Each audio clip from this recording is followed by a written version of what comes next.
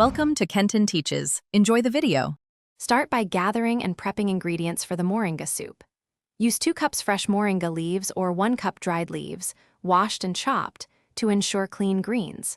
Prepare 1 tablespoon oil, 1 onion diced, 2 cloves garlic minced, 1 inch ginger grated, and 1 tsp salt measured.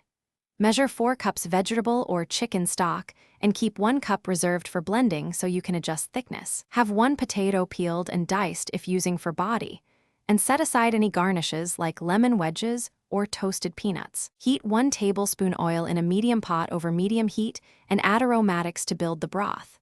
Add the diced onion, minced garlic, and grated ginger. Cook about 5 minutes until translucent and fragrant, stirring once or twice. Pour in 4 cups stock and add the 1 diced potato for body, bringing the pot to a gentle boil. Reduce to a simmer and cook for 15 minutes until the potato is tender and flavors meld, skimming foam and adjusting heat so the broth remains clear. Add the 2 cups chopped moringa leaves to the hot broth and simmer gently for 3 minutes to retain bright color and nutrients. Do not overcook. Remove the pot from heat and use an immersion blender to puree to your desired texture, or transfer small batches with the 1 cup reserved stock to a blender and pulse until smooth. Reheat briefly, then finish with 1 tsp lemon juice, 1/2 tsp black pepper, and adjust salt to taste.